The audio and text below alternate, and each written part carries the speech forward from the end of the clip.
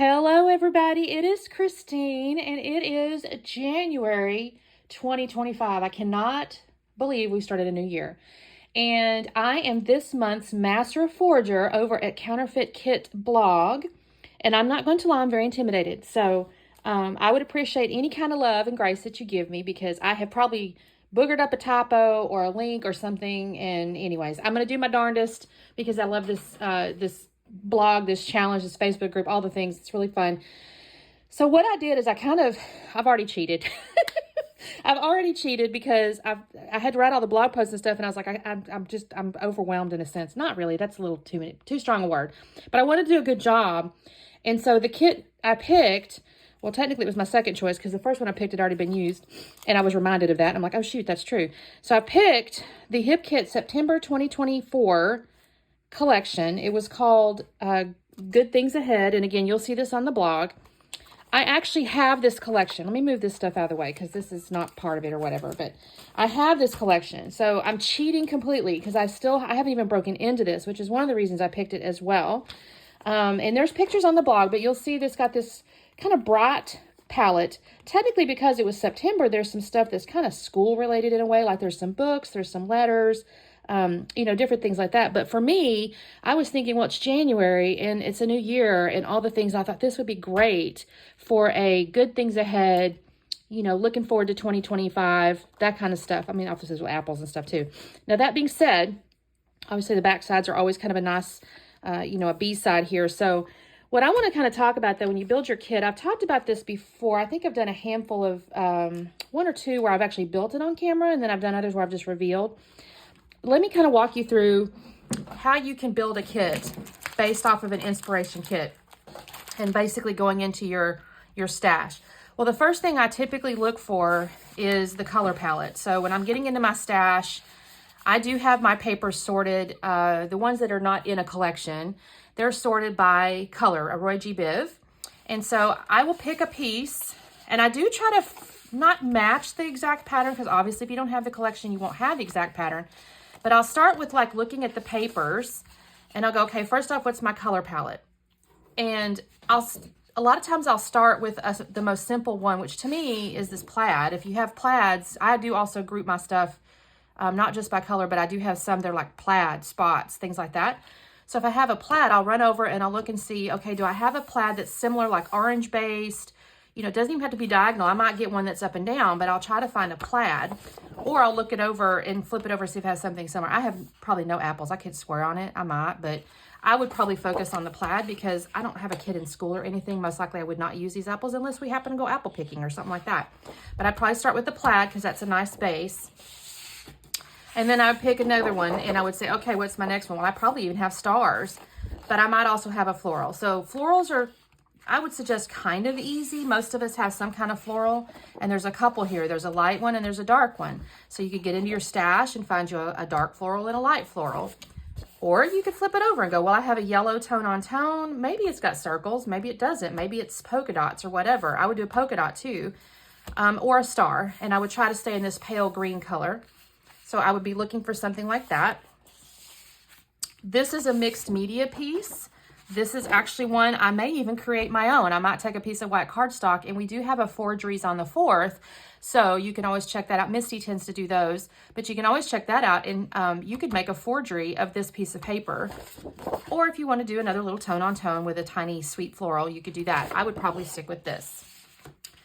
Then we have, this one here is fun. This is a fairly, I'm not going to call it unique design because I've seen it in other collections, but it's a little hard to, quote, recreate unless you have something very similar. This is really pretty, though. I love these. These are fun for, putting your photo to come out. Or, again, you've got a tone on tone. It's kind of a polka dot. This might be easier to recreate from your stash just because these are a little bit more unique. These come up now and again, but they're kind of a specific design. So you might start with this one. Hearts are usually pretty easy to find. Any kind of heart pattern might work with this. Again, you could always flip it over, and if you don't have a heart, you could do a grid. That's another easy one. Here's another that's kind of a plaid. It's almost like a granny quilt type deal. The back side is a little more, it's got icons. So some of us have kids with school, kind of school stuff. So you might have a school icon paper. I would probably do this one if I could. If not, I might even just go, it doesn't even have to be icons. You could still do like a light gray piece of paper, because that's kind of the feeling that I get. And again, some of this is also like a mood and feel type deal. I think Janet over at RTS says that. Here's a hexagon slash, beehive type deal. It's not in yellow, it's in hot pink, but a lot of us will have hexagons. Again, this is something, if you have a stencil, a lot of us have hexagon stencils, you could recreate this as a forgery on the 4th. This is a very retro kind of pattern. I think this is beautiful. Kind of very, I don't want to say 60s, that's not really right, but it's very retro to me. And some of us may have that as well. I can't think of a specific collection off the top of my head that I would suggest has this kind of pattern, but I could see this being possibly in maybe an older pattern from an older collection, because it is kind of retro, but this might be easier to recreate. There's just a green, a lot of us will have like, again, leaf patterns or something. So that's an easy one. Or again, you've got a tone on tone. This is a nice, easy, basic piece of paper you could pull out of your stash as well. This is, again, a very specific kind of design with all these letters. But what if you have a piece of paper that's a wreath, right? You may have like a wreath or circles or something like that. You could easily give yourself that mood and feel with this piece of paper with a wreath or circles. And then, of course, again, here's kind of a little interesting, again, I'm going to call this a retro pattern in a way. It looks like that. It looks like beautiful bathroom tile, actually. I could see this in like a retro home. That would be so pretty on the floor. Here's another one that's a little bit specific, right? So it's books, but some of us have book papers. So you could pull out something from your stash that has book papers or books, or a very simple, nice orange on white polka dot. That's a little bit hard on the eyes on the camera here, but that's a simple polka dot as well. And then this is a kind of I call this a Charlie Brown design here. I like this a lot. I would say this is also one you could possibly forge. You could take papers and cut and make little V's and stuff like that. Or there's a simple like mountain type design here. And when you create your kit, you don't have to create every single piece of paper. I don't always do that. It depends on what I do have in my stash. But I usually start with my papers. The next thing I'll do is I'll look in the ephemeras. This one has chipboards and it has little ephemeras. It does have some rub-ons. The rub-ons to me are going to be the inspiration for finding your wordy bits, maybe your subtitles. They don't have to be a rub-on, but you could certainly find little, again, wordy bits and subtitles. So there's a game time. I'm so sorry about the shine too, by the way. I'm so sorry. The lighting is a little strange. Let me see if I do it like this. Okay, it's a little better. So you have... again, basically just some little subtitles and things. So I would kind of go through my stuff to find not exactly these words, but something that gives me the same kind of feel. There's like a superstar. There's obviously amusement park, game time. So there's kind of this schoolish, but not exactly. There's also Together, which is a pretty common title. Life is Better, Feeling Happy. There's a little camera, which is good. So you can find you some cameras, more leaves. This is, I think that's a coffee grinder. That's interesting.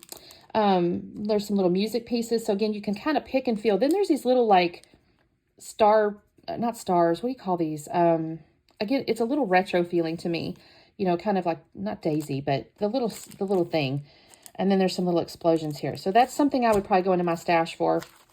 This here, I'm not going to yank all these out, but you got some labels. So that's nice for journaling bits. Again, more wordy bits, right? So there's circular wordy bits. I would get into my stash and look for some circular things. There's a tag here, so you could find yourself a couple of tags. Flag banner, you could either make this, or you can find this in either chipboard or stickers.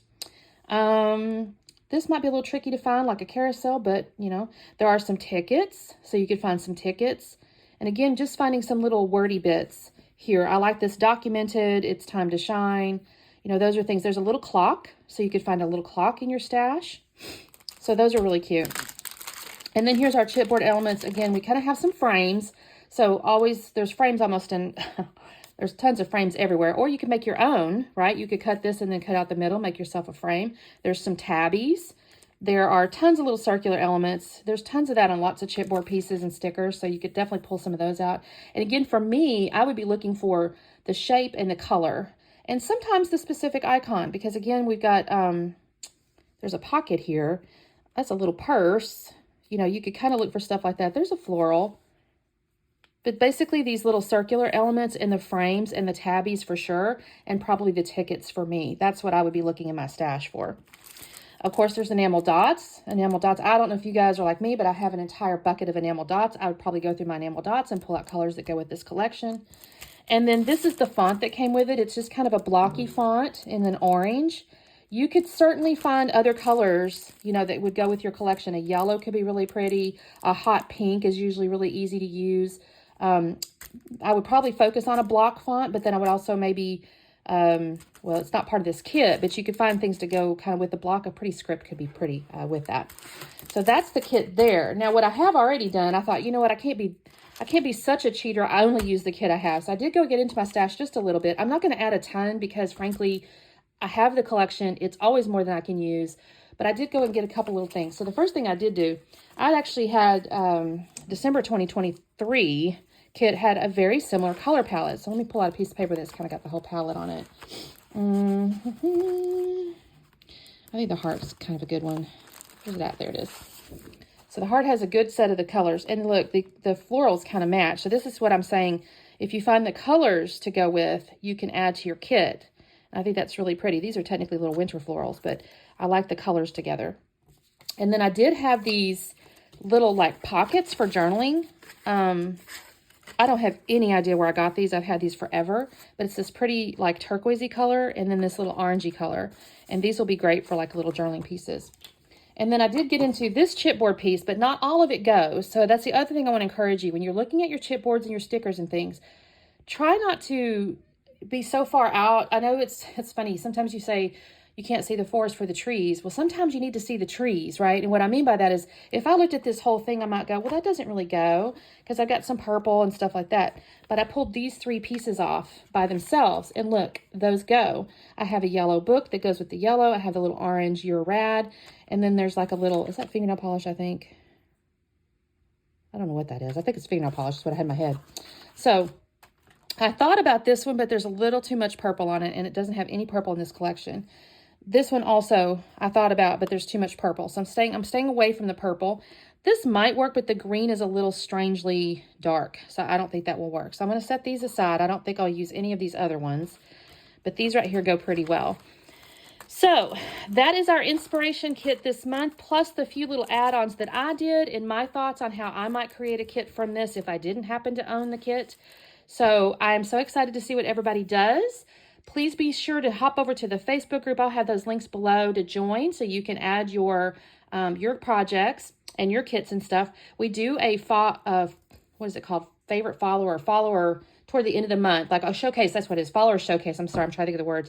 Follower showcase at the end of the month. So you may get selected if you drop projects in there that, you know, at the end of the day, that I just love. So thank you guys so much for watching. I'm looking forward to this month, and y'all have a lovely day. Bye.